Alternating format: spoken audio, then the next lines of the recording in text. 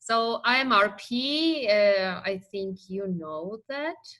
And this is like social responsibility program on behalf of Cascade people and business, because we strongly believe that we bring change, and as far as we can't do it offline, we are doing it online.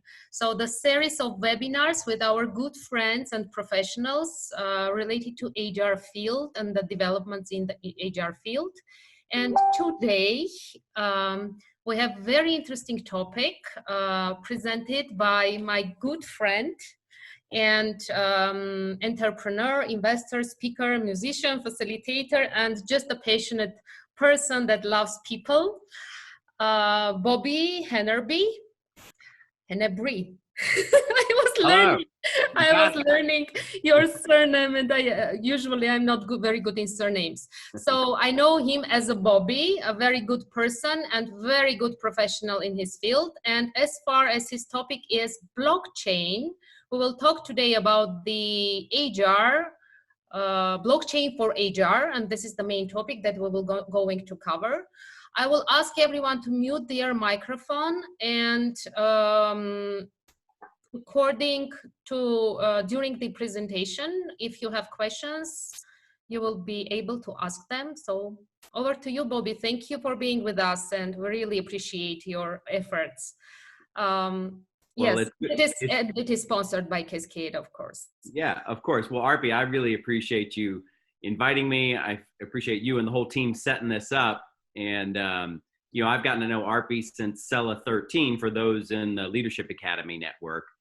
She was one of my learning groups, and she's become a very good friend. And, you know, we've traveled around the world together with this tribe that some of you are a part of on this call. So it's good to be with everyone virtually. So the topic is blockchain, and then kind of bringing it down to applications for HR. And that means two things. One is, where could the HR industry possibly use blockchain? But also, since you're in the business of connecting people with opportunities, you know, helping you understand the ecosystem so you can connect people if that's an area you'd like to go in some of your HR practices, especially for those of you that might be more on the recruiting side of people and talent. So a real quick background on myself. I'm an engineer out of Georgia Tech. I'm here in Atlanta right now, a beautiful sunny day. Been on home quarantine 3 weeks after returning from the Middle East. But I spent 11 years in wealth management, portfolio management, stock analysis. I'm now a partner in a long-only fund, an investment fund, investing in equities. I have a YouTube channel called Chord Savvy. I play guitar. I think a lot of you know that. And so that's my digital presence online. And a few years ago, back in 2016, I got into mining cryptocurrencies. Okay, so I bought some computers. A brilliant friend of mine, Ben Lorber, helped me set up the mining capacity of my house, and I was mining Ethereum, which is the second largest crypto after Bitcoin. And then it all took off in 2017, and I just kind of got pulled into this conversation in a global way. And so anyway, that's how I got into this nerdiness that is blockchain. As I started to explain it and started to talk to a lot of startup companies, I really learned a lot about the ecosystem. So that's my perspective, and we've got 30 minutes allocated to presenting and then time afterwards for questions, but please share whatever questions you have real time. I've got the little chat box open here. And when I do this live, I can get, I don't know, 10 or 20 questions because it can get a little nerdy, but this is a shorter presentation than I usually do. It's more focused on human resources. And so with that, I am going to share my screen. And you should be able to see this right now. And if you can't, I'm watching the chat box right here as I move things around. But this is a shot from my speaker website. Topics for today is blockchain and human resources, background and applications.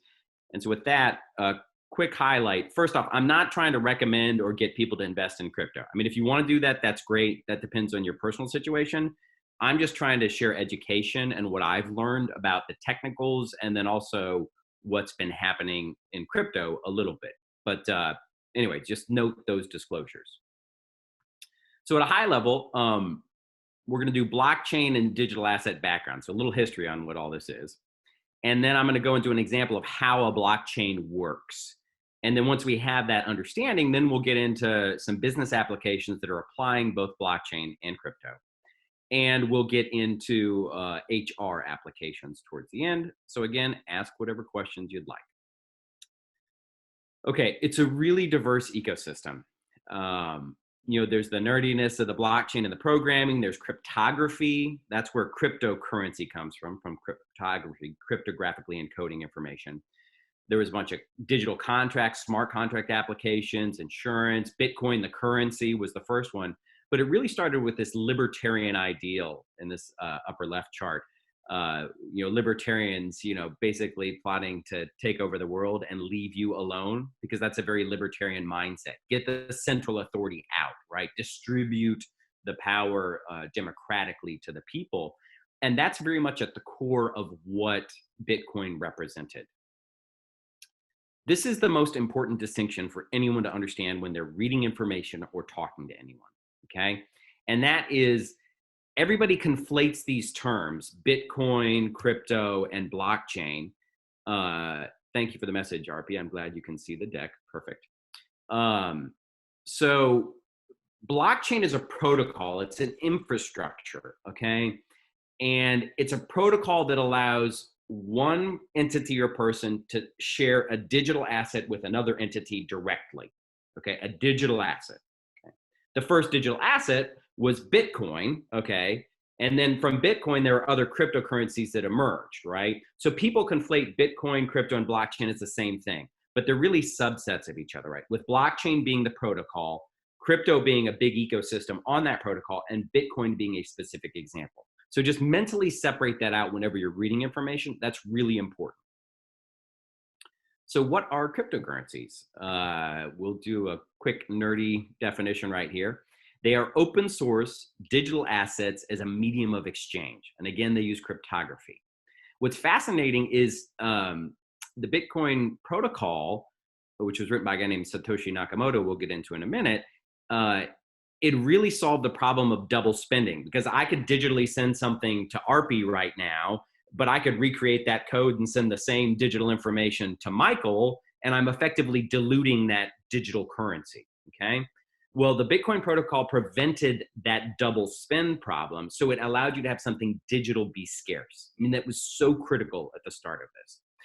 And it's all about decentralized control. So not central bank control or central authority, but really distributing to the crowd. So anybody that wants to nerd out in this, there's a simple 10-page paper, Bitcoin, a peer-to-peer electronic cash system, which was written back in 2008 by Satoshi Nakamoto. No one knows who Satoshi Nakamoto is or who they are. It's anonymous, right? Which is fully in the spirit of this libertarian, no central authority, right? And this is back in 2008 when it was created at the middle of a financial crisis, okay?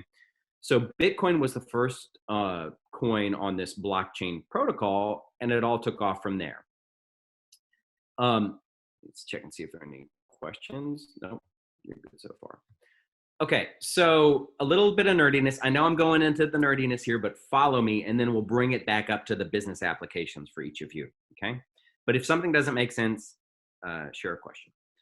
Mining is this term. What does mining mean? Well, a mining rig is a computer, right, that's processing these transactions to release currency, so release new Bitcoin, while also processing secondary transactions, which are, if I'm going to pay ARPI in Bitcoin, or Michael's going to pay ARPI in Bitcoin, or Soheed, or whatever those transactions are, that's a secondary market, right? So the mining rigs, these computers, are doing secondary market transactions while also doing primary market transactions of releasing the currency. The most common primary market mining you can think of is gold, right? So you got all these mining rigs, caterpillars, right? So these backhoes that are digging gold, dirt, getting it out of the ground. And then you've got variable expenses, diesel and people. And if you got enough revenue in the form of gold, you've got a profitable enterprise, and you'll keep doing that business, right?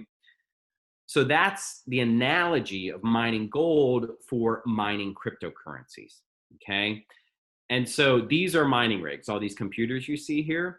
And this mining rig is just like a John Deere backhoe. That's the CapEx, spending a couple $1,000 on a computer, or millions of dollars on lots of computers on a server farm. The variable cost instead of diesel is electricity. You've got an internet connection you got to pay for, and you may have to pay some people to tend this, but it's less labor intensive than mining gold. Okay. And if you do this profitably enough, right, you get enough digital currency coming in and your marginal cost is low enough, you make a profit and you'll continue doing this business. And I did that for 2 years. That's what got me in, right? And then I stopped. And the reason I stopped was because the price of crypto dropped below my marginal cost of electricity and I stopped doing it. And the people that stayed in business were those that had the lowest marginal cost of electricity, 3 or 5 cents a kilowatt hour, as opposed to 16 cents in my townhome here, which has residential rates. Okay. Okay, we try to understand. Great, thanks, Harpy. Anyone else is also welcome to post messages there or questions. Okay, so payments, right? So one of the big applications for currency is obviously payments, but Bitcoin's pretty slow. It only does what, 7 transactions a second compared to Visa and MasterCard, which you're able to do thousands of transactions, right? So Bitcoin's not going to take over Visa or MasterCard anytime soon, but that's the reason all these other currencies came out, because they said, well, how about we create a currency that can do faster transactions or more transactions, or Bitcoin has a fixed supply. What if we have some sort of inflating supply?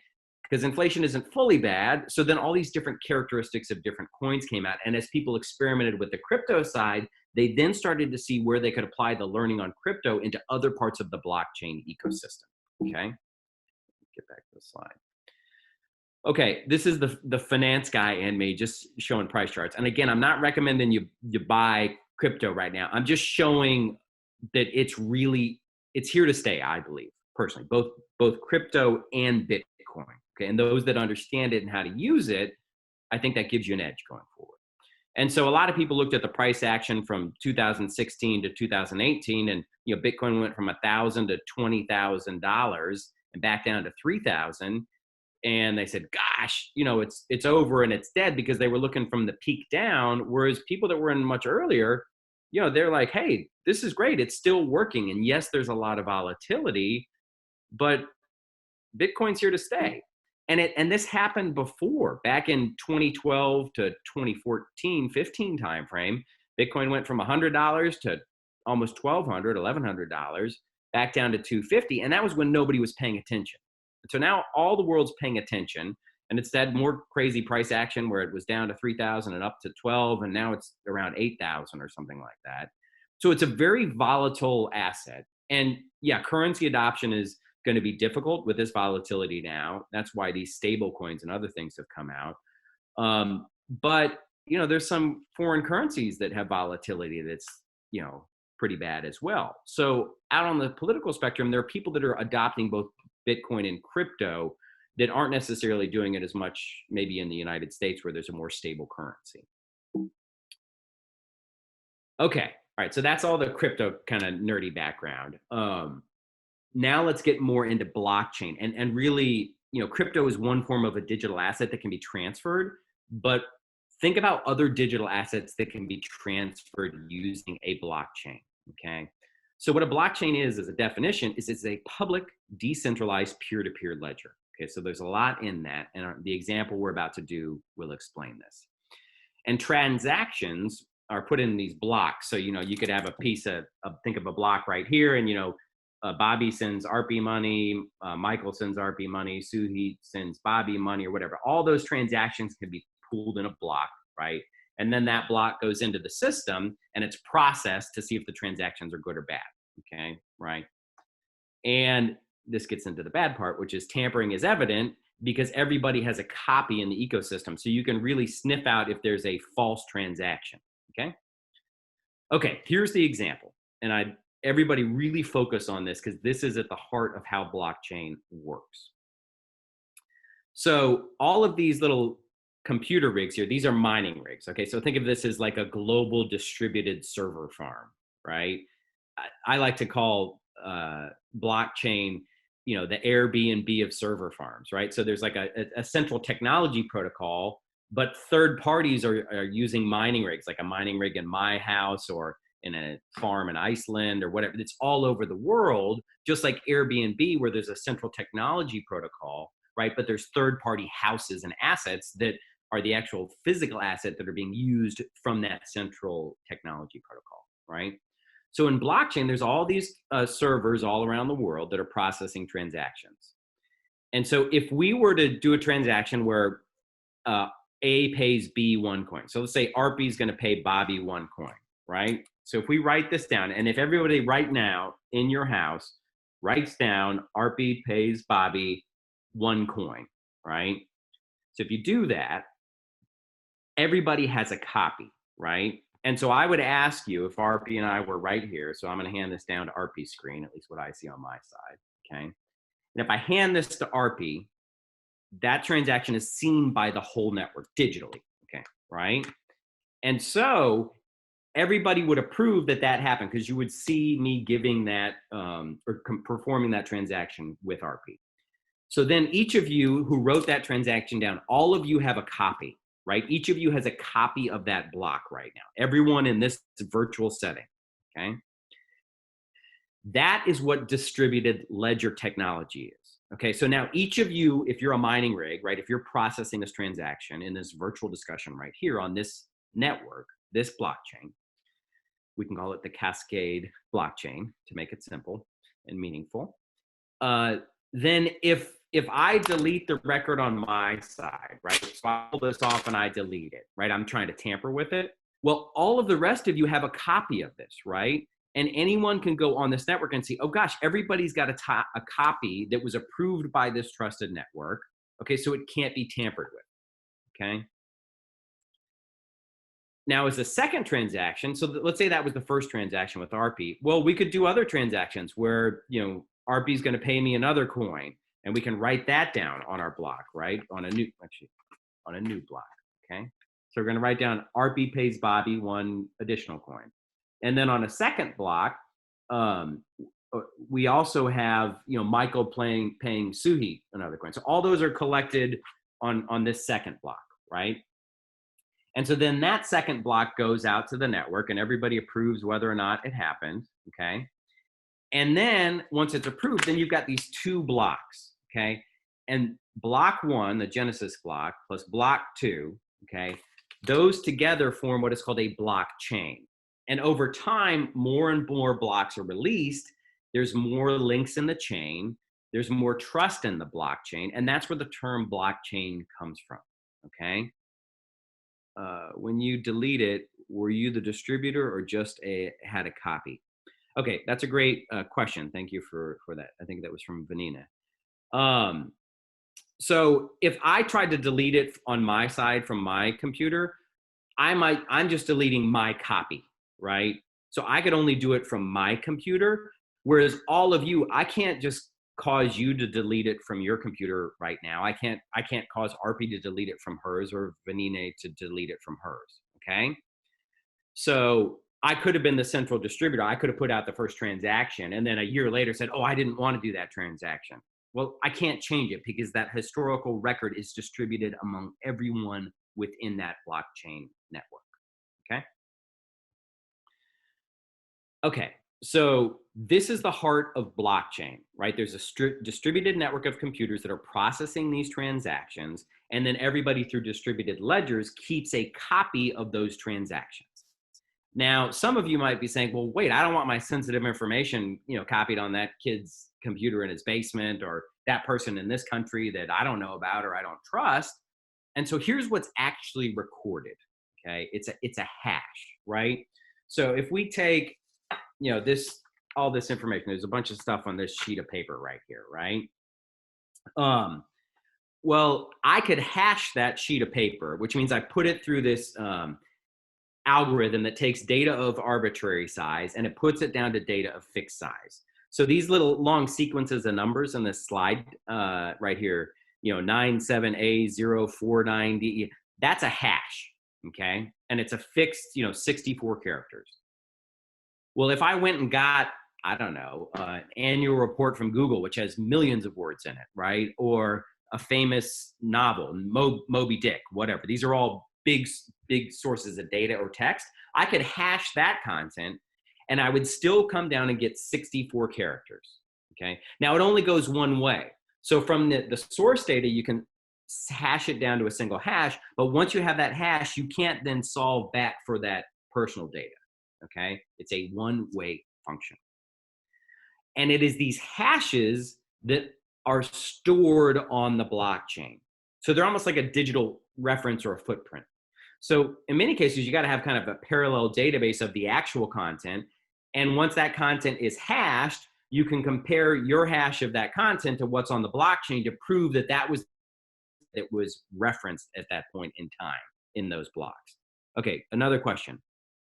The regular currencies are supported by gold. Does it validate for Bitcoin? I'm afraid investment in Bitcoin is like play casino. Yeah, that's you're right. Investing in Bitcoin, just buying the coin, can be speculative because the volatility is very high, right? And Bitcoin is not backed by gold. It's backed by the full faith of the community that chooses to use it. And this is where I introduce an interesting concept is, well, guess what? Gold is just a rock, right? And gold only has value because we have a belief system based on scarcity, right? That this shiny rock relative to other scarce things is really important, right? And so we've trained ourselves that the belief system of gold is good, and the belief system of currency, either as fiat or backed by gold, which are two different models, we believe in that, right? Well, there's also a belief system in the Bitcoin community, back to especially these libertarian ideals, that says, well, gosh, I don't believe in central bank authority, and they should let these bad actors fail. And you get into kind of Austrian economic perspectives, that they believe that this is a better way, Bitcoin and crypto, than central authority systems that can be corrupted. Okay, so there's a whole spectrum of beliefs there. Okay? I hope that addresses your question. But you're absolutely right. There's a lot of volatility in crypto, right? But crypto was the gateway to create this Bitcoin protocol. Okay, and so whether it's taking a crypto coin and hashing it here, or whether it's taking somebody's employment or certifications or other records and putting it in a hash and then distributing it so that we trust those records, right? You can apply blockchain to two totally different things, okay? But crypto was the gateway that got these distributed blockchain systems set up, and now the whole world is experimenting with new ways to apply blockchain. And on a political spectrum, I kind of put this out there of rule of law matters, right? In the US, the EU, and there's a lot of other countries where rule of law matters too, right? It's not perfect, but you can reasonably trust rule of law. On the other end of the spectrum, there are some people where it's not about rule of law, it's all about rule of the ruler, right? The central authority, okay? And you could put every country, you could put industry groups, you could put, people on a spectrum like this, from, rule of law matters to central authority matters, okay? And the further you get out towards the central authority mattering, whether it's for controlling currency or controlling property rights or identification or everything else that happens in an economy or industry, that is where there is more interest in blockchain from the distributed people that exist in these centralized systems, okay? And so whether it's the currency or other blockchain applications, that's in the I've been to 55 countries, and 30 of those in the last 2.5 years, okay? And the more I get out to countries that have different systems, the more I see more interest in applying blockchain in other areas, not just in the currency. Okay, let me check and see if there's other questions.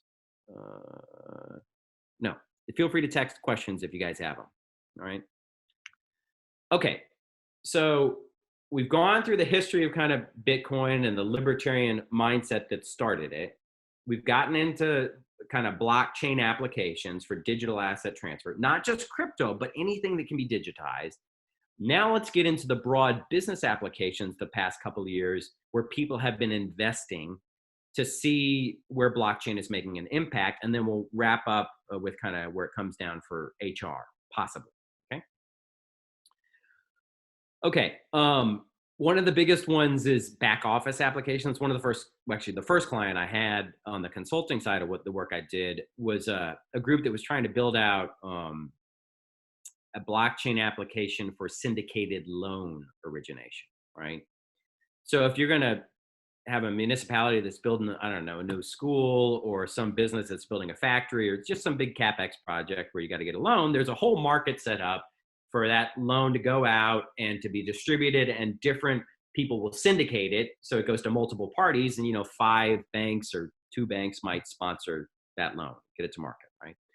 Well, as you do that, there's a lot of KYC and AML concerns, know your customer and anti-money laundering. That's what those 2 acronyms stand for, okay? And a lot of people have been working on, well, what if we got a distributed blockchain where everybody's credentials are stored, and then we check them up front to know that they're compliant, they're not bad actors, okay? And then we store that on the blockchain, and then the regulators can sit on top of that system and say, well, whenever this node or this trusted source transfers to another one, as long as they're pre-approved, that transaction goes through. So there's less paperwork, it's more efficient.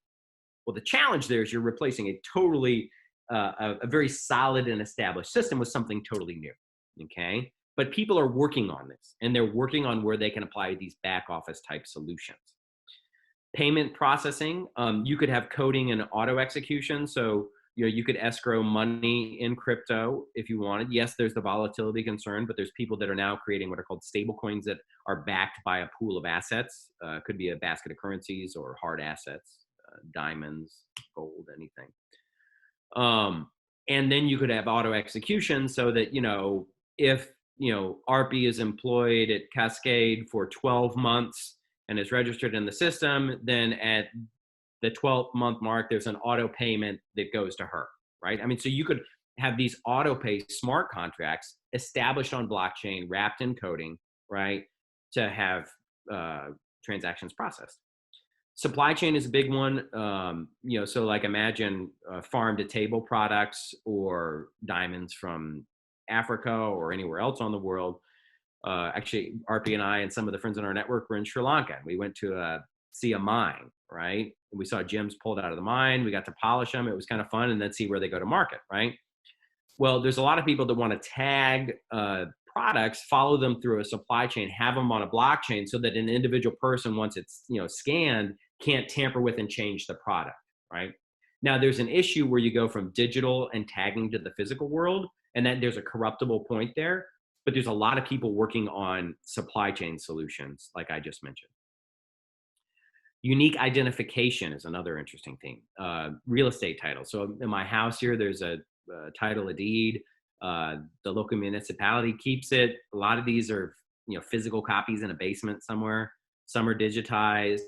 But a lot of people are trying to say, hey, how do we get some of these records on public blockchains and then have them distributed, so that once it's distributed, nobody can come in and tamper with the central record and say, well, Bobby doesn't own this house, right? And back to this political spectrum, when you're with the central authority, they can make you or your assets disappear overnight, okay? And there's a whole spectrum there of that kind of behavior, from good to bad actors, right? Well, if you can have your records distributed, then it's less likely that people can tamper with them, okay? And that's the same for intellectual property rights and music. I mean, I write and record music. Other people want their rights recorded and distributed. There was a group that was working, I think they'd leveraged the Kodak brand, actually, where they said, well, imagine you're in a stadium watching a football match. If everybody's got our app downloaded and takes a picture, right? So when a goal's about to be scored or a home run is made, there's probably hundreds of thousands of pieces of digital content that are created. Well, if those people are on an app and it's centralized, and then there's an intern with FIFA or at ESPN that cycles through all the pictures, and they find a picture that's like, if that's tagged and recorded on a blockchain, if they publish that picture on the cover of their website and money flows, it would flow directly to you. So how do you automate kind of the ownership of intellectual property, digital content? That's a really fascinating idea, right? So people are working on those kind of solutions. And then last, there's a lot of other things, but these are what have come my way in the conversations I've had around the world, are these venture and angel funding platforms. So a lot of people wanted to raise money for crypto. There was a lot of stuff that was bogus. There was a lot of stuff that was good. I mean, there's a whole spectrum of examples there, right? But if you could put your ownership rights in a private investment on a blockchain, it would allow you to have more liquidity and sell those rights, okay? Which at certain times you may need that, okay? Because having a liquid investment is sometimes difficult to sell, okay? Especially if there's not an active market. So these crypto exchanges created the possibility to have liquidity for traditionally illiquid assets. We got another question here. So blockchain can easily be adopted in the centralized authority system. This is a really interesting question. So yeah, guess what? The central authorities that don't like it distributed power, they're creating their own blockchains. They're like, oh, okay, let's create, a central authority blockchain. Okay, fill in the blank. You guys have examples that you could probably think of a central authority figure or entity that's doing that. All right. Well, the problem is, yeah, if you have a central authority that creates a blockchain, well, that central authority is going to own all of the computers, right? So let me go back here. Look at this slide. So in this slide, all these different computers, think of these as different people or different authorities all around the world, and each has a copy. This is fully distributed because there's no central person that owns all the computers. Well, if there's a central authority that creates a blockchain and that central authority owns all the computers, it's not really a blockchain. I mean, yeah, they can have it function like a blockchain where all these computers, but because they have control, they could vote on the network and say, oh yeah, we'll just make all the computers make that transaction go away and that's approved. Okay. So there's a tension inherently in centralization or the need or desire for centralization and blockchains that are trying to distribute it back to the people in a way. Okay. So yes, there is adoption from central authorities, but I do not think of those as true blockchains. Next question. I have earned some crypto coins on a website, but I don't know where I can use them. Okay, so there are thousands of exchanges out there for those of you that are on the crypto side. And Bitcoin is accepted on every exchange because it's the global currency for crypto, right? So you can transfer whatever your local or altcoin, that's what they alternate coins, these smaller or different coins, they can all convert to Bitcoin, right? They should generally. But in some cases, different exchanges, if you want to transfer one altcoin to another altcoin, you may need a different exchange. So I don't know what coin you have, but you need to go to the exchange where it's stored. I mean, the US Coinbase is a big one. BitOasis is one. In the Middle East, Poloniex is one. I mean, there's a lot of these exchanges out there, okay? And you would have to go on that exchange and convert it to another crypto or have that converted to fiat currency. Now, some exchanges only allow you to convert crypto to crypto. So if you're on one of those exchanges, you're kind of stuck until you get it to Bitcoin. And then you got to go from Bitcoin to another exchange that actually lets you transfer it from crypto to fiat, meaning, your local dollar or renminbi or whatever your currency is. Okay. I'm going through the list of questions here. Okay, this next one. If the volume of USD is being controlled by the Fed, then who controls the volume of Bitcoin? Okay, so thank you for bringing that up because I missed that one technical point, or I alluded to it. Bitcoin, there's only 21 million Bitcoin that can ever be mined. The rules of the protocol when it was created was 21 million. And to date, there's, 17 million, 18 million that have been mined that are in circulation. So that means there's another 3 to 4 million Bitcoin that are still being mined out of kind of digital ground, if you want to think of it that way, right? And so there is no central authority that regulates the supply. The central authority would have been, when it was created, everyone that chose to participate in the Bitcoin system knows there's only 21 million, and that's it, right? Now, there are what are called forks. So initially there was Bitcoin, but the Bitcoin community had a debate. And they said, well, we want there to be inflation characteristics, or, we want to change transaction time. So then there was Bitcoin Cash, and then there was Bitcoin Satoshi Vision, so then there'd be these forks, which is kind of like a stock split. So you've got Bitcoin, and then it splits into these other coins, and then some of them have further split, and they all have the same blockchain back to the source, but there was a vote in the community to have a split of coins with different characteristics, okay? And so there are debates in the community, and sometimes coins can split, but it's a democratized debate in that community for what characteristics they want that new branch of the coin to have, okay? So yes, the US dollar is controlled by the Fed centrally, just like other central banks control their currencies. And Bitcoin, there's established public rules, and that it is what it is, okay? Unless the community votes to create a fork and an offshoot of it, which is fully democratized in the community. Okay, so those are a bunch of business applications. So here are some of the HR applications. And I appreciate everyone's questions. These are really good questions. And any of you that have other questions, just like start popping them out there, okay? I'm happy to address them to the best of my ability, okay? So I've alluded to some of this before. And I've talked to, there are 2 startups I talked to that were interested in HR applications for blockchain. And the most important one that came up in those conversations, also some of the research that I've just done online, is that credentialing and background checks are probably the biggest need, right? Because anybody can put whatever credential they want on LinkedIn, right? Now, they ask you, you know, are you being honest? And yeah, I'm being honest in the things I've posted, but there are other actors out there that aren't honest, right? And, you know, those of you that process resumes a lot, that's a constant concern, and that's why you got to get referrals and all those checks. But there are people that are working on how to get credentialing on a blockchain that's distributed, and then having some checks in place. You could have validations from, you know, Harvard Business School or Georgia Tech or General Electric or places you worked. That takes a lot of time, though, to build out. It's a great idea, right? But the devil's in the details and the execution, just like everything, okay? So there are people in startup companies. There's one that I talked to called Talenting. I don't know if you can see this. I swiped over to this webpage, but there's a group called talenting.io. Here, let me type that into the group here if you guys want to look. Talenting.io is a group that I came across that's working on blockchain for HR, right? And credentialing. And so that is one idea. Let me see this other question we've got here. When you say community, is it all of us, the world population, or are there certain groups of people? Great question. Each blockchain, in a way, is its own community, right? So the Bitcoin blockchain is one blockchain.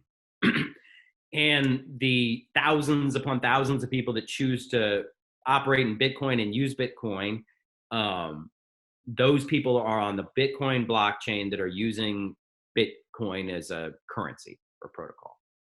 And you can save other things on Bitcoin, other hashes, not just currency. You can do a hash of, you know, your employment records, and you could post it on the Bitcoin blockchain if you wanted, right? But the currency acts to kind of incentivize people to have mining rigs and actually facilitate those transactions of processing things on the network. Ethereum is the second largest currency, and the Ethereum blockchain is a totally different blockchain with different rules. Just like all those other altcoins, alternate coins, have different rules. So each of them are different blockchains in different communities. So I hope that helps clarify that question.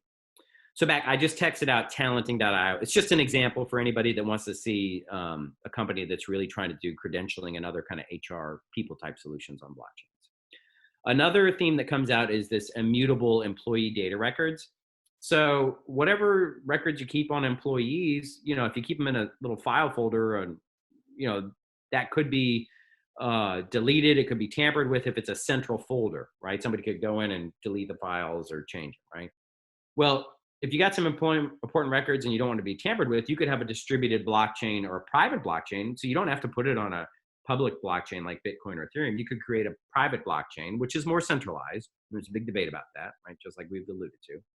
But you could keep records of employees in a distributed way on that network just to limit or prevent tampering, right? And when I say limit, it kind of depends on how centralized it is. I've also talked about smart contracts. You could have auto execution payments for general payroll or bonuses or other type transactions if you wanted to on a blockchain, right? So that if, you know, ARPI, you know, if sales in this business unit reach 2 million, then ARPI, who's the leader of that group, gets a $500,000 bonus, right? I mean, you could set up that type of protocol. So there are ways to have kind of payroll management on a blockchain. Yeah, good points earlier on the currencies being volatile, right? Well, there's stable coins, which is a response to the volatility, that are backed by assets that are less volatile. But then when you get into, well, what's it backed by? Well, if it's backed by dollars, then why don't you just use dollars in the first place, right? So my mind still struggles with that. But there are people that are working on these solutions. So there's a lot going on in the ecosystem, okay? So back to HR and tying all this together. Let me see if there's questions. I wish I get that bonus. Yes, RP, I wish I could give you that bonus, but we're just going to have to keep it as theoretical at this point in time. All right. So there are, in HR, these are applications that I have seen that people are actually trying to solve, right? Will companies adopt it? I don't know. That's the entrepreneurial dilemma for these applications of blockchain in the HR industry, okay? But if you see this need and some of these companies that are doing it, you want to talk to, then you can find them and talk to them and see if that solves some problems that you have, right? Or you could develop it in-house. And if you do that, there's all sorts of technology teams. LinkedIn is super active for the crypto community. I mean, once I put blockchain and crypto on my profile, I mean, I get 2 to 3, sometimes 4 requests a day from, software developers in India or the Ukraine, some in the US. There's a lot of marketing people out there too. And so for you, those of you that are kind of placing people and jobs, this ecosystem, you don't have to be a nerd, right? You don't have to be a programmer to have a job in this. Now, there's a lot of those programmers that need help, right? Because some of them get displaced or trying to find good projects to anchor to. But we need entrepreneurs in the ecosystem. We need executives. We need people that understand business and raising capital. And so for those of you that have talent or access to that kind of talent, there's a lot of needs in this ecosystem for really, I think, the business community to support the technology community. And those companies that can actually combine those skills under one culture and company, I think increase the odds of success in getting their ideas adopted by a market. So at a high level, that's what I see going on in crypto and blockchain. Those are the applications I'm seeing in business. I hope that stimulates some ideas for each of you on where maybe you can apply it in your HR practices or to help support people, especially those of you that are in the recruiting side of HR. A couple closing comments here. Yeah, regulations are still forming and guidance. It's changing because regulators are still trying to figure it out. And different regulatory regimes have taken different approaches. Some are very, hey, let's see what happens and let's make sure, bad actors don't take advantage of people while still trying to let this nascent industry grow. And others have said, no, it's not, we can't do it. China really cracked down aggressively and then has tried to create a coin from a central perspective. I go back to my earlier comments on that. And there's a whole spectrum. And so it's really, I find it fascinating, this whole ecosystem, because it's so innovative. It's so entrepreneurial. Yeah, there's some bad actors out there too, but there's a lot more good actors I see in this space that are trying to use this new tool of blockchain in a way to solve existing problems and some new problems, okay? So I leave you with this distinction. Again, remember, there's the blockchain protocol, and we've been talking about all of blockchain, right, as a protocol. And a lot of people get stuck in this whole crypto side of things in Bitcoin. You don't have to just be in Bitcoin and crypto. You can go to the blockchain side, okay? But they came into existence together early on, and they will forever be bonded in that regard. But keep an eye out for these other opportunities and for aligning talent around the world that can take these ideas to market. Couple questions here.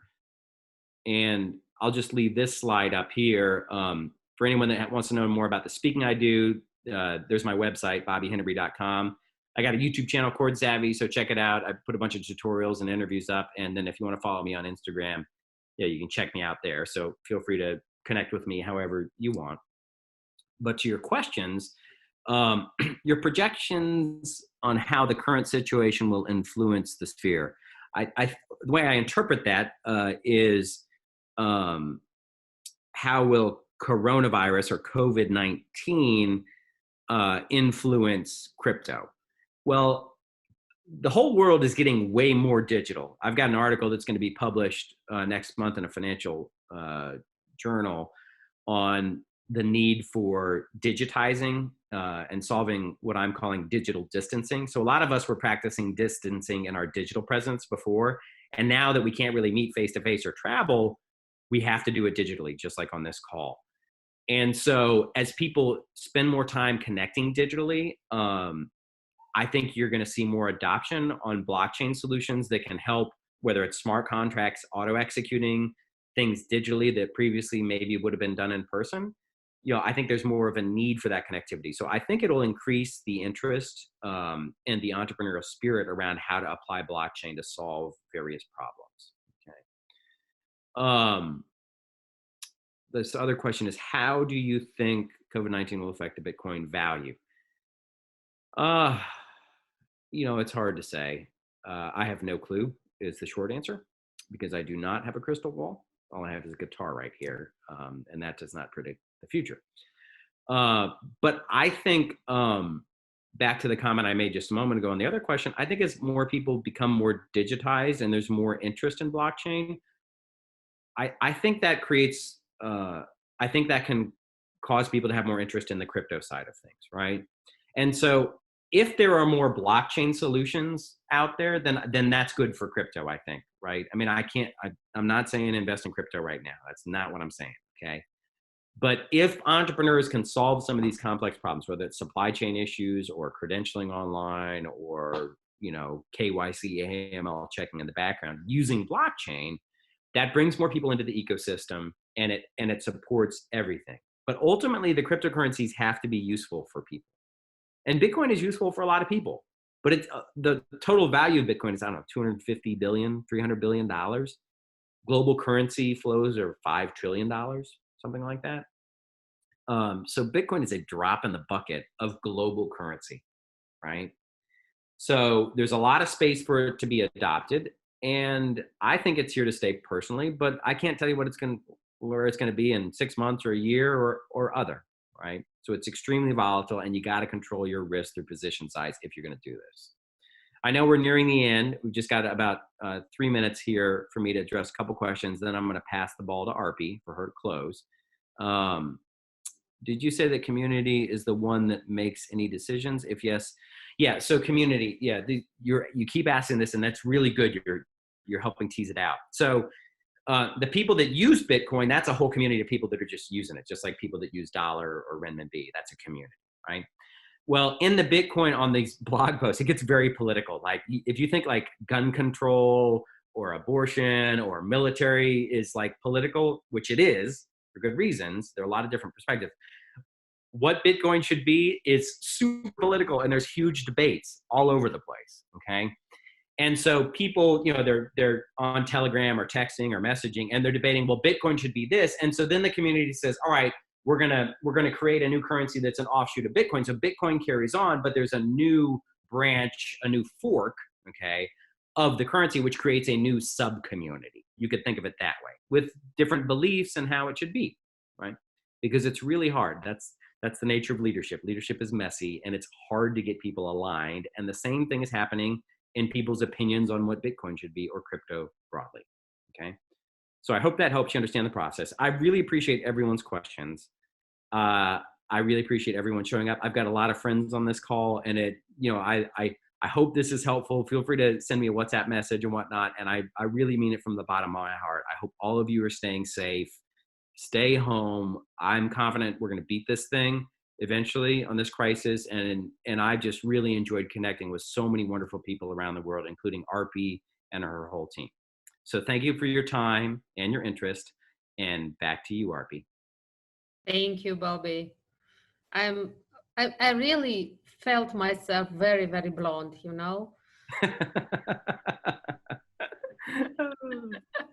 Well, thank you very much. You really, like, intellectually and technically, I was really like feeling myself.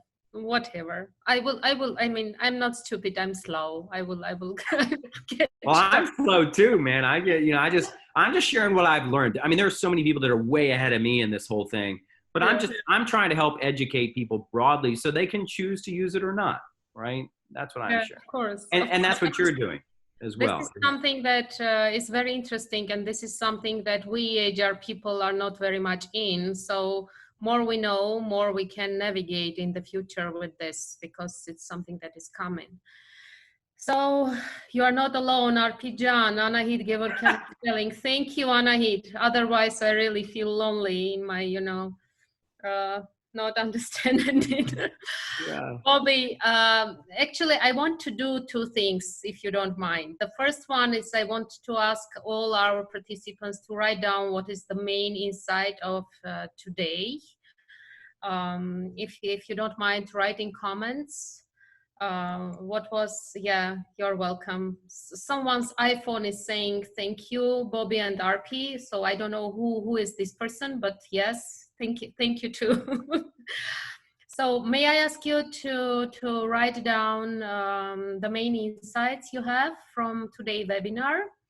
And also I have a request to you, Bobby, just to cheer up all of us. I know there is some guitar next to you. Can you just have a small song for us just to feel that sure. we're not lonely and isolated, and cryptocurrency is not the only thing that can occupy our minds after this webinar? Okay, I'm going to make up a song with a simple 3-chord progression. I don't really know what I'm going to sing, but we'll see.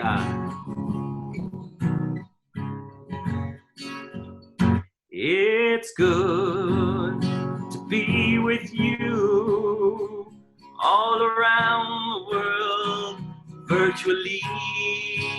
Of course. It's good to nerd out on blockchain. It's really nerdy. All right, stay safe out there. And that's my gratitude. Snorgalushkin. Shukran. I think we've got a couple different cultures represented. And I forgot my Inchkachka line. Inchkachka, my Armenian friend.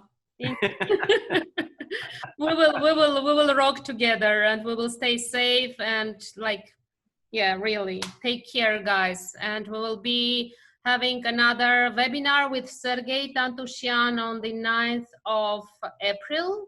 So stay tuned, and a lot of other things coming up with ideas and different ways of interaction via internet, unfortunately. Yeah.